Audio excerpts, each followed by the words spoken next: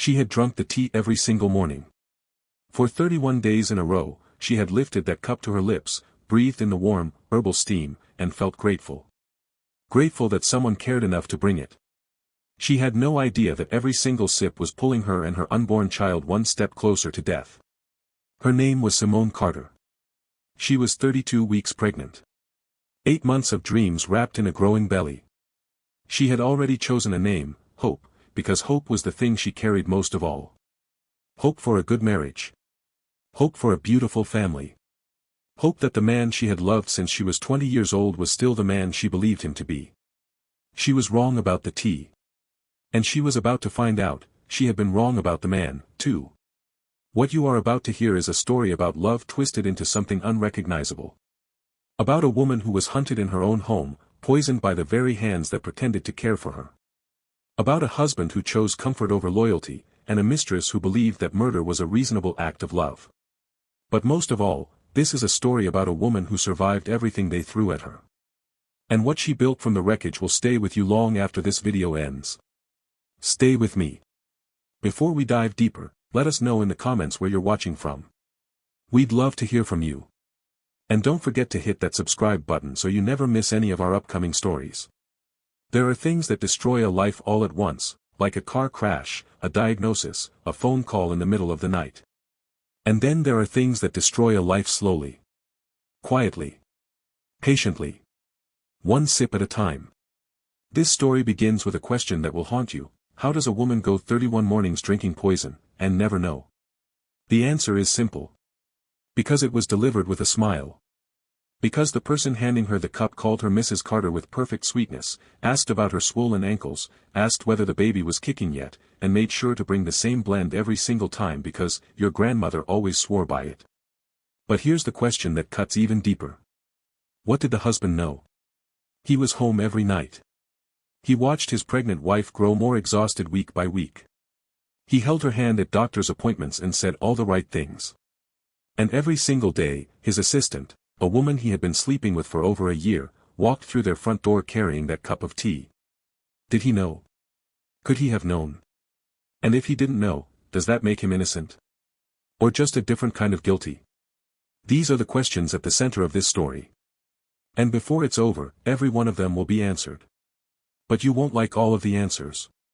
Let me tell you who Simone was before any of this happened. She was the daughter of Clara Washington, a woman from Savannah who raised her children with one hand on the Bible and one eye on what was real. Simone grew up understanding that love was not a fairy tale. It was a decision you made every single morning. You chose the person. You chose the work. You chose to stay. She was smart, the kind of smart that showed up in her grades, yes, but more in the way she read people. She could walk into a room and within minutes feel the temperature of every relationship in it.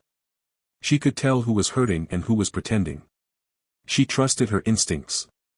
Except, it seems, when it came to the people she loved most.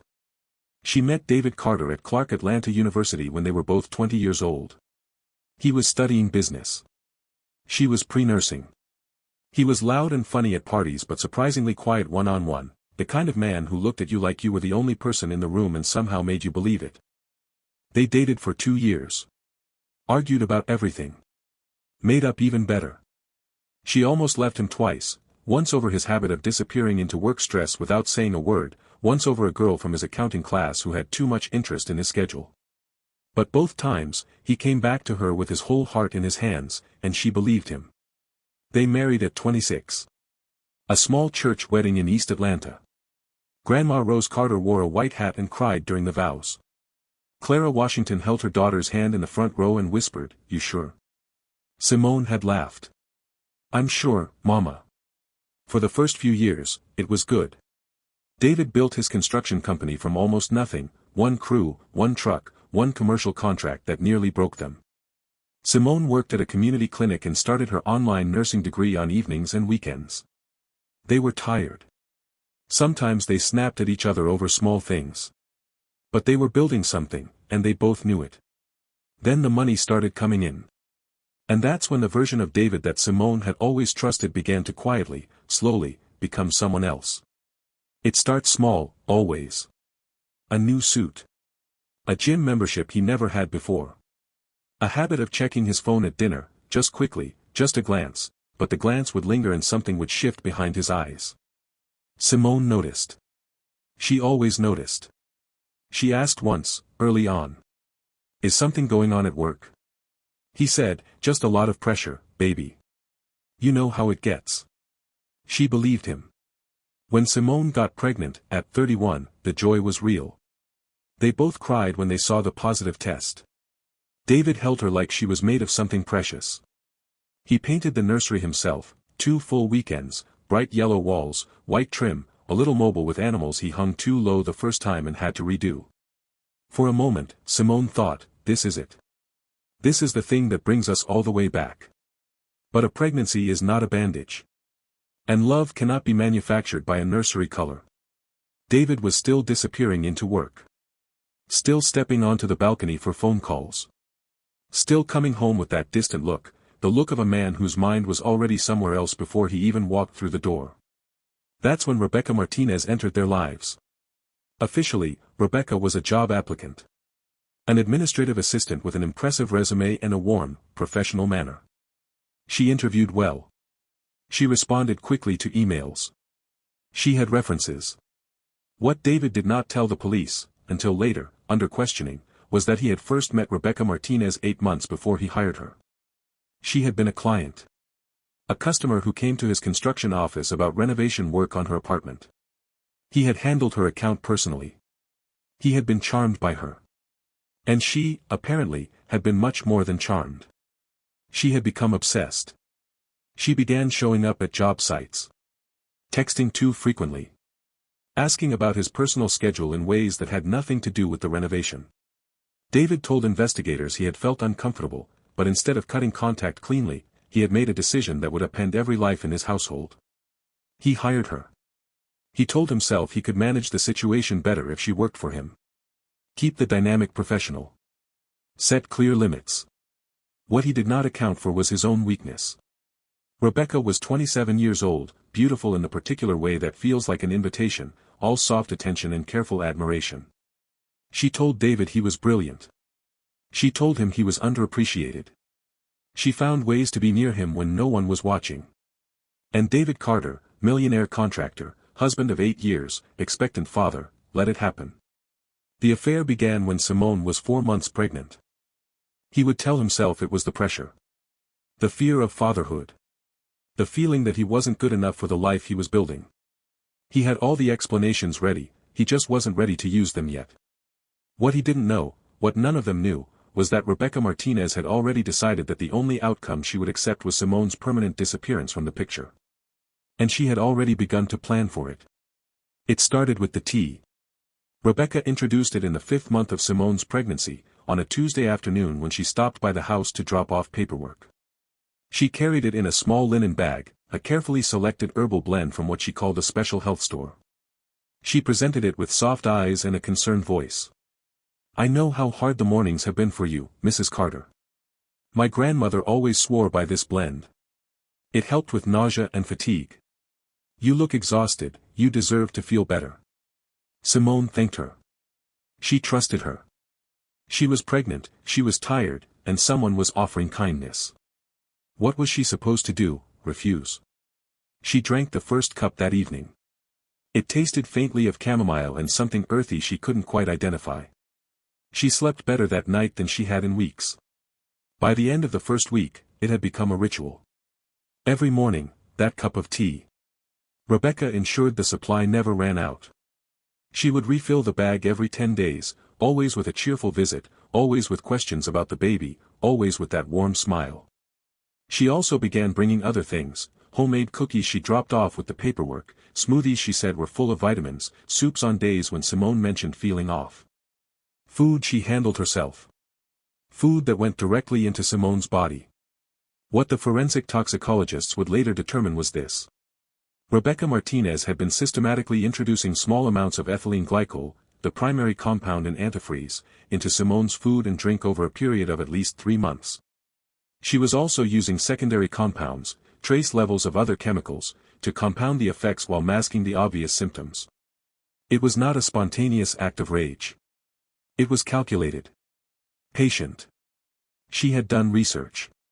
She knew the dosing curve that would produce escalating illness without triggering immediate emergency response. She knew that a pregnant woman's fatigue, nausea, and physical discomfort would camouflage the poisoning symptoms for weeks, possibly months. She had timed it to climax in the third trimester, when the risk to both mother and child would be highest. She had done this before. Police would later confirm, 3 years earlier in Dallas, a woman named Christine Okafor had been stalked by Rebecca after Rebecca's affair with Christine's husband ended. The charges were ultimately dropped. 2 years before that, in Phoenix, a woman had been hospitalized with suspicious food poisoning that investigators couldn't conclusively trace. That woman had also been the wife of a man Rebecca was pursuing. Rebecca Martinez left a trail. But the trail only became visible in hindsight. The night of the crisis came on a Tuesday in early November. It was 3:47 in the morning. Simone had been sleeping fitfully, her body had been staging a quiet rebellion for weeks. The exhaustion had deepened in ways that no amount of rest could fix. She had told her obstetrician at her last appointment that she felt wrong, not sick exactly, just wrong, like her body was sending signals she couldn't decode. The doctor had run standard labs. Everything had come back within acceptable range.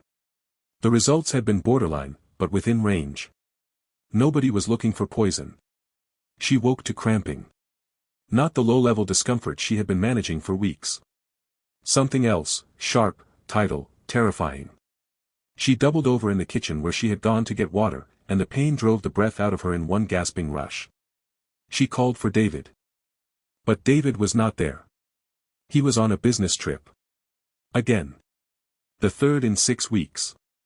These trips had a rhythm to them now, a suspiciously convenient rhythm, always announced on short notice, always coinciding with Rebecca's absence from the office. Simone had noticed. She had filed the noticing away, the way you file things you aren't ready to look at directly. Now, bent over her kitchen counter in the middle of the night, 32 weeks pregnant, drenched in a cold sweat, she understood with terrible clarity that she had waited too long to look. Her hands were shaking so badly she almost dropped the phone. 911 dispatched within 40 seconds. The paramedics arrived in 9 minutes. 9 minutes during which Simone Carter lay on her kitchen floor, her body shutting down, one hand pressed against her belly, whispering the only name that mattered. Hope. Stay. Please stay. The ambulance doors slammed. The sirens wailed into the dark Atlanta night. And Simone's world went black. If this story has you gripping your seat right now, drop "I'm still here" in the comments. Let's see who's following all the way through. This story is only getting started. She woke up 3 days later. And before she opened her eyes, before she even fully understood where she was, she felt it. The absence. The stillness where there had always been movement. A daughter who had spent months kicking, turning, announcing herself at all hours, suddenly, terrifyingly quiet. Hope. The word came out as barely a breath. Dr. Angela Brooks, a 44-year-old OB/GYN at Grady Hospital, had been waiting in the chair beside the bed for 2 hours. She had delivered difficult news before, it was part of the cost of her work, but this particular case had kept her awake every night since the patient arrived.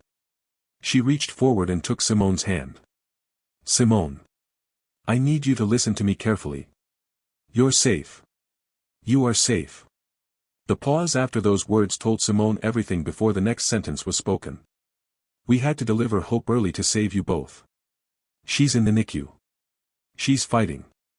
Dr. Brooks explained what the toxicology reports had found. The compounds in Simone's blood. The 3-month timeline. The deliberate dosing. The miracle of a body that had fought this long and hard before collapsing. Simone stared at the ceiling. She thought about the tea. She thought about every cup she had drunk with gratitude. Every morning she had wrapped both hands around that mug and thought, at least someone is looking after me. The nausea she felt now had nothing to do with pregnancy. Where is my husband? Dr. Brooks's expression shifted, just slightly. The careful neutrality of a physician stepping around a landmine. He's been notified. He's here in the building. But Mrs. Carter, the police have been asking him questions. There are things you should know before you speak to him. Simone closed her eyes. She already knew. Not the specifics. Not the full shape of it. But she had known something was wrong for months. She had felt it in the quality of his silences, in the angle of his phone screen, in the particular way he said Rebecca's name, with the practiced casualness of someone who has rehearsed the casualness. She had filed it away. And in the filing, she had placed herself and her daughter in danger. She would not forgive herself for that for a very long time. Detective Marco Rodriguez came the following day. He was soft-spoken for a homicide detective, the kind of man who understood that being heard required making people feel safe enough to talk. He pulled out his notebook and sat across from Simone like they were old acquaintances catching up over coffee. He confirmed the affair. Over a year. Hotel receipts, phone records, a hotel concierge in Midtown who recognized David's photo. He confirmed that Rebecca had been showing co-workers at the construction company an engagement ring, telling people that once the wife was gone, she and David were getting married. She had used that exact phrase, once the wife is gone. In front of witnesses. And nobody had called anyone. Simone asked the detective if David knew. Rodriguez was quiet for a long moment. He says he didn't. Right now, the evidence supports that, she appears to have acted alone. But we're still building the case. What do you mean she's done this before? The detective leaned forward. And he told Simone about Dallas. About Phoenix.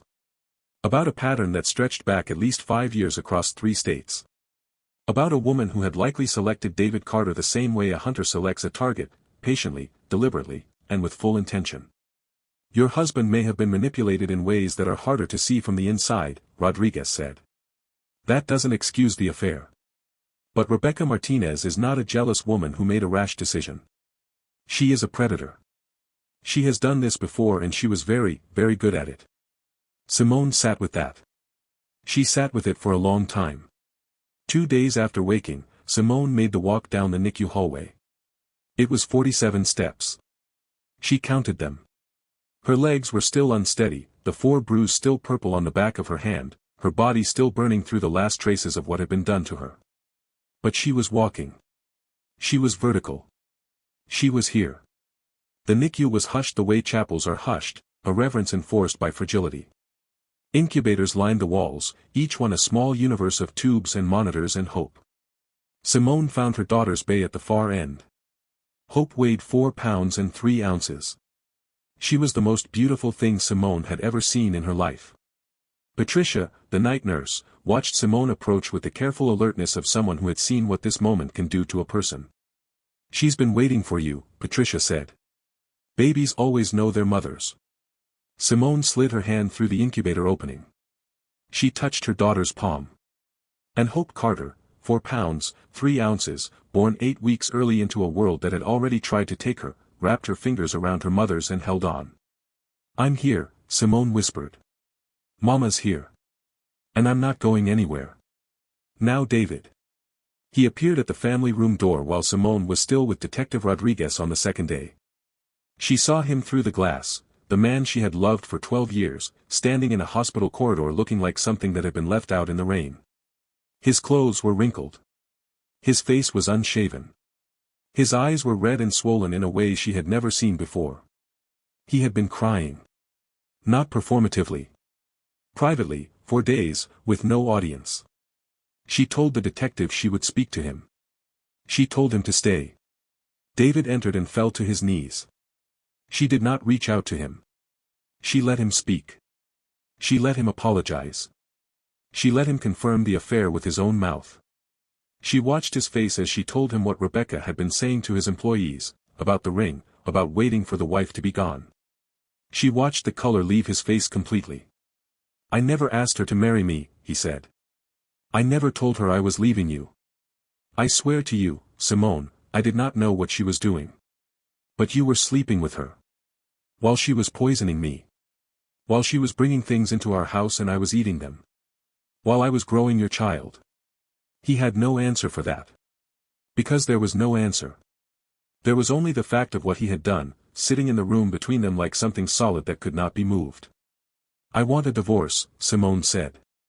She said it the same way she had said everything that week, quietly, without performance, with the steadiness of a woman who had nothing left to protect except the truth.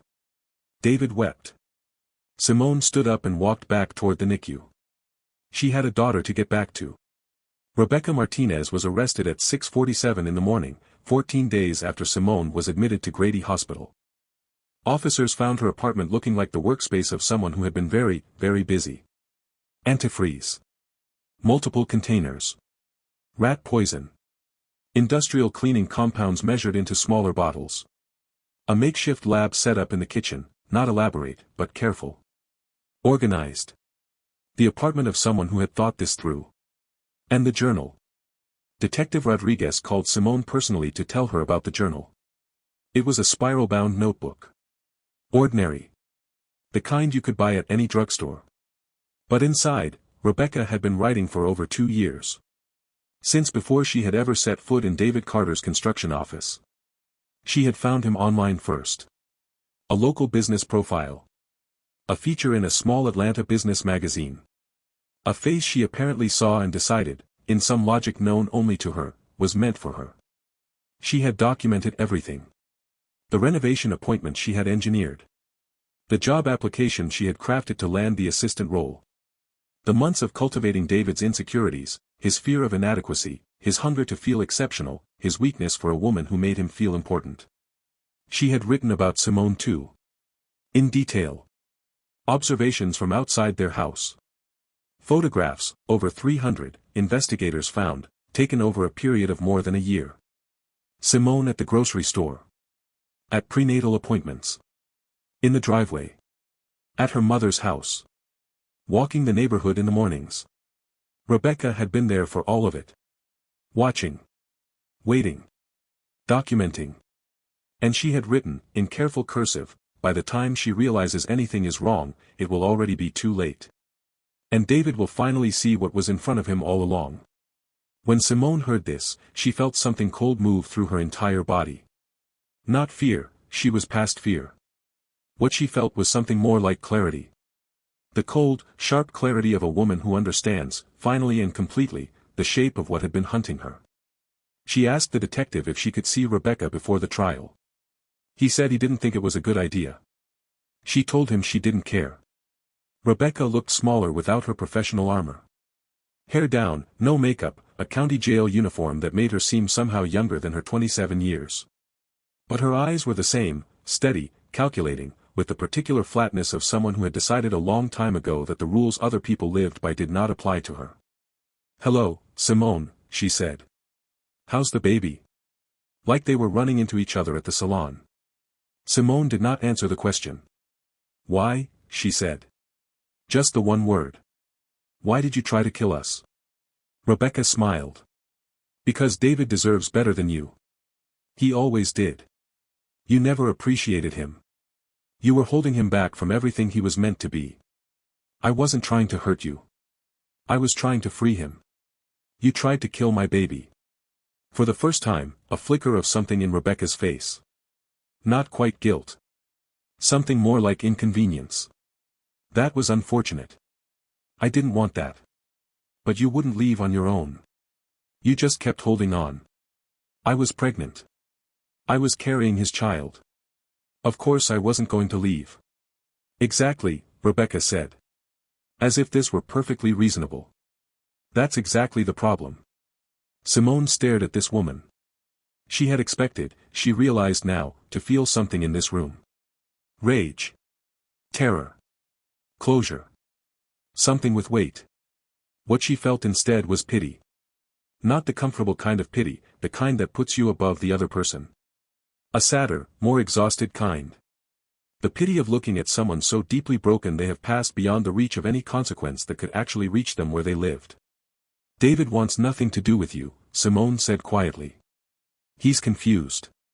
Once you're gone, once he has time to think." "I'm not going anywhere, Rebecca. I'm going to be there when they sentence you. I'm going to be there at every parole hearing. And you are going to spend the rest of your life in a cell while I am home watching my daughter grow up." She stood. Rebecca leaned forward, her voice dropping to the register of someone delivering a prophecy. "You think you've won. You think this is over. But you will spend the rest of your marriage wondering if he's thinking about me. You will never feel completely sure again. That's the thing about poison, Simone, not all of it leaves the body." Simone walked to the door. She turned back once. The only thing David will remember about you is that you tried to kill his daughter. And the only thing Hope will ever know about you is that she survived you. She left. Life does not heal in a straight line. It heals in spirals. You come back to the same point again and again, but each time you're a little further up, a little higher on the mountain. The view is slightly different. The weight in your chest is slightly less. Simone Carter moved to Savannah 3 months after Hope was discharged from the NICU. She chose Savannah the same way she had always made her best decisions, quietly, practically, and without asking anyone's permission. Her mother Clara was there. The pace was slower. The air smelled like something that hadn't been built on top of something else. She needed to breathe. She found a small house near her mother's neighborhood and enrolled in the final semester of her nursing degree online. She bought second-hand furniture and a crib that she assembled herself with a YouTube tutorial and a glass of sweet tea. She painted Hope's room the same yellow that David had painted the nursery in Atlanta, not for him, but because it was the color of good intentions, and she believed in honoring those even when everything around them had gone wrong. Grandma Rose Carter called every Sunday. "That boy been asking about you," she would say, every week, with the precision of someone who had decided that persistence was love.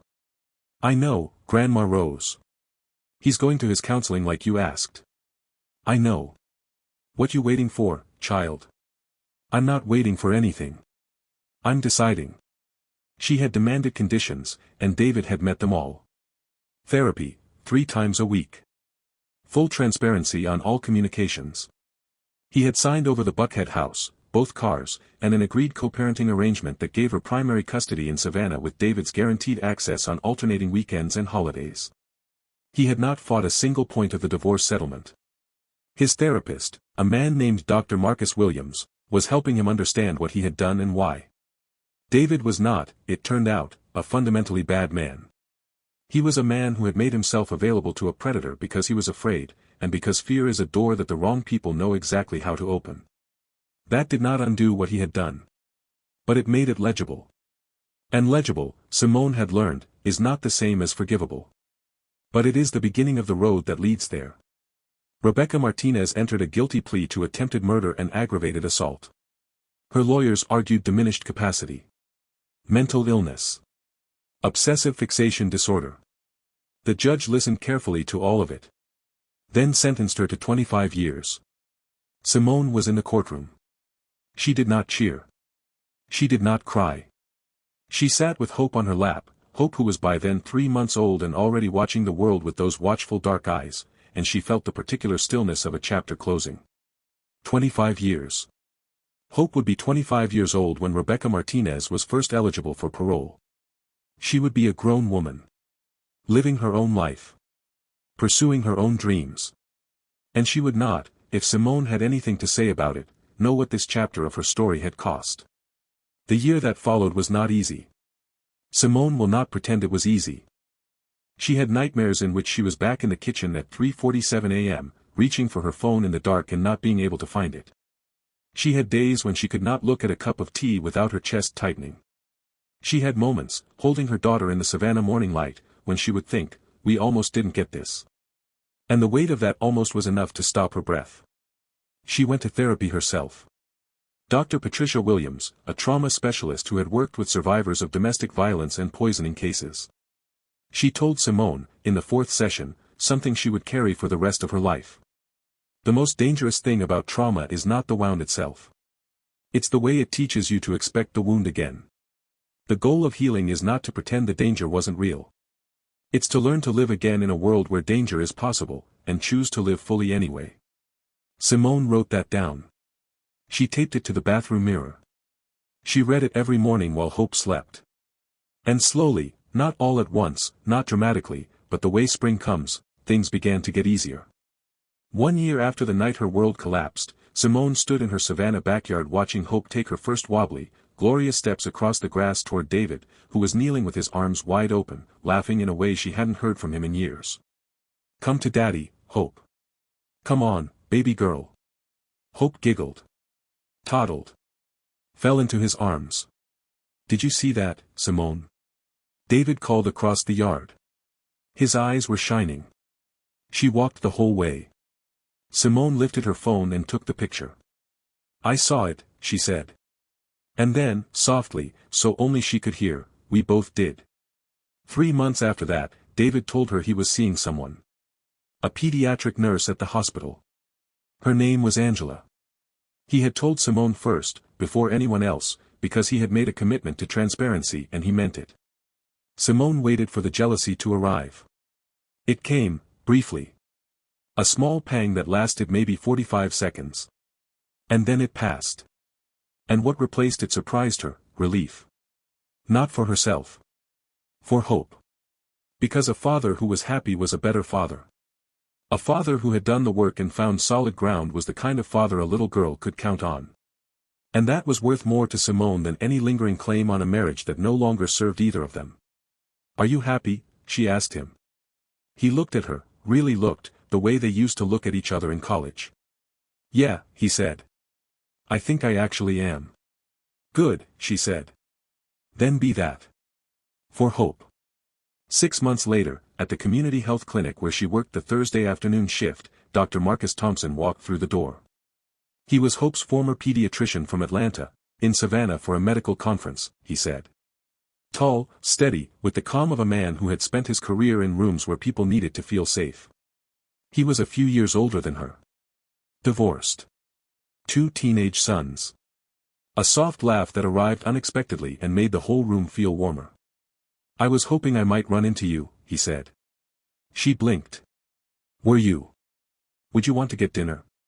Catch up. Talk about Hope's development. She said yes. She almost said no. She almost listed all the reasons: nursing school, Hope's schedule, the part of her that was still learning to trust her own instincts, and then she looked at this man who had always been kind and patient during every hospital visit, who had always spoken to her directly and without condescension, and she thought. Not every door that opens is a trap. They had dinner at a family restaurant downtown, the 3 of them. Marcus made faces at Hope until she shrieked with laughter. He caught the Cheerios she threw at his nose. He asked Simone about her nursing program and listened to the answers with the focused attention of someone who actually wanted to know. When he walked them to the car, Hope reached out for him from her car seat and patted his face with both hands. Bye-bye, Dr. Marcus. He helped secure the car seat and turned to Simone. I haven't enjoyed myself this much in a long time, he said. Me either. He kissed her cheek. Just once. Gently. Drive safe. She drove home singing to the radio. And here is what I want to leave you with. Simone Carter went to sleep that night, the night she drove home singing, and looked at her daughter in the crib. Hope was curled around her stuffed elephant, her dark curls soft against the pillow, her face the picture of a peace she had earned simply by surviving. And Simone whispered to her, the way she had whispered to her in the incubator when Hope weighed 4 pounds and had tubes taped to her face. We're going to be okay, baby girl. Better than okay. We're going to be happy. 2 years before that night, a woman had stood in Simone's kitchen and handed her a cup of poison with a smile. She had wanted to erase Simone from the story. But here is the thing about erasure. It does not work on women who have decided to remain. Simone remained. She rebuilt. She raised her daughter. She earned her degree. She let go of what no longer served her, and she opened the door, just a little, to what might be coming next. Rebecca Martinez is in a prison cell. Simone Carter is in Savannah, watching her daughter learn to run. There is a lesson in this story that I believe is worth carrying. It is this. Not every act of kindness that finds you is actually kindness. Pay attention. Trust your body when it says something is wrong. Trust your instincts when the picture doesn't quite add up, even when you can't name what's missing. The people who want to harm us rarely announce themselves. They arrive with warm voices and helpful hands and a smile that asks for your trust. But here is the other lesson, the one that matters more. Surviving is not the same as living. Simone could have spent the rest of her years defined by what Rebecca did to her. She could have lived inside the wound. Instead, she chose to build on the other side of it. Not because it was easy. Not because the scars disappeared. But because Hope deserved a mother who was fully alive, and Simone decided she deserved that, too. What would you have done in Simone's place? Could you have let go of a marriage you'd invested 12 years in, not because you stopped loving the man, but because you loved yourself and your daughter more than you loved the idea of staying? Could you have sat across from a woman who tried to kill you and walked away with your dignity intact? Could you have rebuilt, from scratch, in a new city, raising a child alone, earning a degree, learning to trust again, and found your way back to joy? Leave your thoughts in the comments. This community carries some of the wisest, most thoughtful people on this platform, and I genuinely want to hear from you. And if this story touched you, if it reminded you of someone you know, or something you've survived, or something you're still carrying, share it with someone who needs to hear it. Because sometimes the story that changes everything is one you stumble across at the right moment. We have more stories coming, stories of survival, of betrayal, of the kind of karma that arrives quietly and changes everything. Stories that will sit with you for days. Subscribe, so you don't miss a single one. And remember, some losses are not the end. Some are the beginning of something you couldn't have found any other way. Until next time. Take care of yourselves. And take care of each other.